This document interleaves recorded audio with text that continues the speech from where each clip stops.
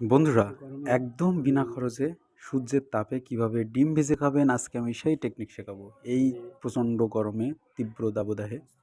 তো আমি প্রথমে একটি ডিম নিয়েছি, আস্ত মুরগির ডিম। ফ্রেশ সয়াবিন তেল নিয়েছি এবং 2টি খুন্তি চামচ নিয়েছি নাড়াচাড়া করার জন্য। তো যেহেতু আমরা কোনো চুলা নেই, তাই প্রথমে তেলটা দিয়ে নিব কড়াইয়ে, দিয়ে সূর্যের তাপে আর কি আমরা গরম করব তেলটা, সেজন্য আমাদের অপেক্ষা করতে হবে। তেলটা দিয়ে নিলাম। এখন আমরা একটু নাড়াচাড়া করে দিয়ে চারিদিকে লাগাই দিয়ে আমরা বেশ কিছুক্ষণ অপেক্ষা করব তেলটা গরম না হওয়া পর্যন্ত।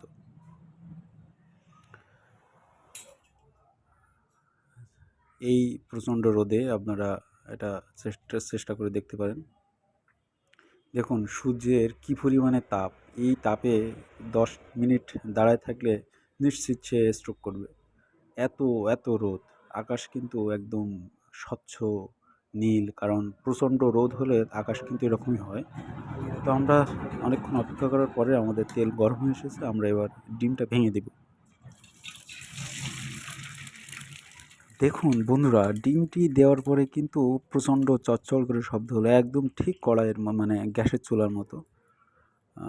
এতটাই হিট হয়ে গেছে রোদে, এত এত তাপ। তো আমরা এতে একটু লবণ ছিটিয়ে দিচ্ছি, কারণ খাইতে যাতে একটু স্বাদ হয়। তো আমরা ডিমটি একটু নাড়াচাড়া করে দিব। আমার কিন্তু এখানে ন্যাকড়া ইউজ করতে হচ্ছে, কারণ এতটাই গরম হয়েছে যে খালি হাত দিয়েই কড়াই আর ধরা যাচ্ছে না আগের মতো। তো আমরা এটি ঘুরাই ফিরাই হালকা করে দিব, যাতে সহজে তাড়াতাড়ি হয়ে যায়, তাড়াতাড়ি ডিমটি হয়ে যায় এবং আমরা উল্টাতে পারি। এই জন্য কুসুমটা ভেঙে চারিদিকে গড়াই দিব। দেখুন প্রায় 50% হয়ে এসেছে। আমরা এবারে উল্টে দেব। উল্টায় দিয়ে আবার অপেক্ষা করব কিছুক্ষণ হওয়ার জন্য।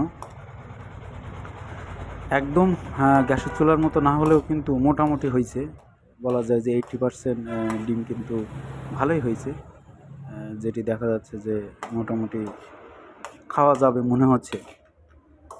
তো আমরা এটি দিয়ে অপেক্ষা করব আর একটু হওয়ার জন্য। প্রায় কিন্তু হয়ে এসেছে আমাদের ডিমটা। আমরা এবার ডিমটা তুলে নিলাম। তো বন্ধুরা বন্ধুরা এই তীব্র গরমকে কাজে লাগিয়ে বিনা খরচে আপনারাও বাড়িতে চেষ্টা করে দেখতে পারেন। এভাবে ডিম ভেজে খাওয়া যেতে পারে।